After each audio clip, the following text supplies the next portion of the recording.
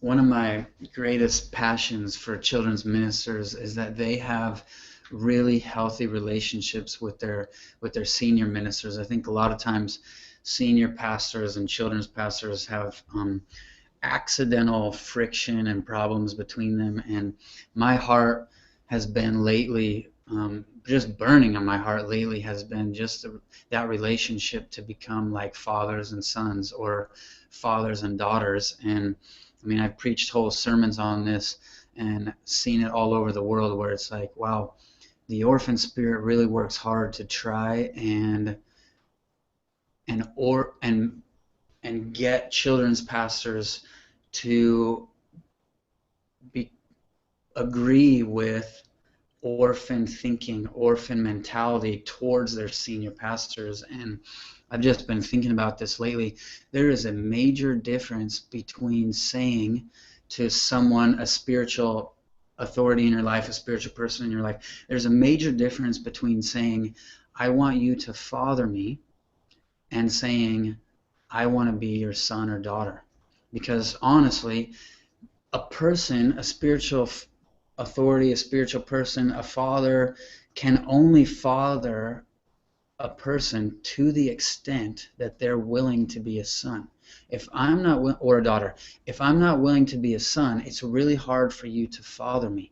If I'm not willing to treat you as a father and live as a son towards them, it's hard for them to father me. And one thing just I've seen in my own life, where things happen, or offense happens, or things just go on, regular life goes on, and if I can't live as a son, I leave room in my life to begin to say, well, they don't know how to be a father. And I've seen it over and over, where it's like, leaders don't know how to father. Leaders don't know how to father me. They're not good dads. They're not good fathers. They're not good leaders. But it's not because they're not a good leader. It's because I don't know how to be a son, or haven't known how to be a son. And if I can't be a son, it's really hard. I disempower them from being a father. I've seen it over and over. One of my team that I'm really love, he came to me and he was honest with me about friction in our relationship, things in our relationship. He was just honest about how I was affecting him,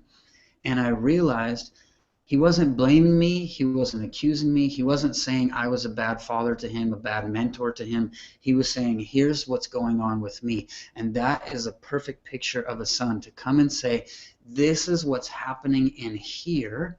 I'm not telling you what you're doing. I'm not telling you what's going on with you. I'm being open and honest and telling you what's going on with me. And when I tell you what's going on with me, that is what a son does. And he comes to me and he says, this is what's going on with me. This is what's happening. This is where I've been hurt. This is where I've been offended. And I realized him doing that as a son empowered me to be his father. And had he not done that, had he not been honest and open with me and trusted me enough to be vulnerable and say, this is what's going on with me, I never would have known what was going on with him, and I would have kept doing what I was doing and living how I was living in our relationship towards him, hurting him more and more without even realizing it. And what happens if you do that is, if you're not open and honest, you can begin to say, he's not a good dad, he's not a good mentor, he's not a good father, he keeps doing the same thing that's hurting me. But I was never honest about what was hurting me. I was never honest about how I was feeling. And I realized him being honest empowered me to father him, empowered me to change, empowered me to love him how he needed it. And our whole relationship changed. And I realized a father's ability to father us is always determined by our willingness to be a son to them. So I hope that helps you. I hope that's a blessing. And yeah, I just would encourage you, position yourself as sons and daughters to your senior pastors. If you're a children's minister, position yourself in that way. Be honest, but don't ever blame a pastor or a leader for what you think they're doing. Be honest about what's happening in here because of what's going on, and watch.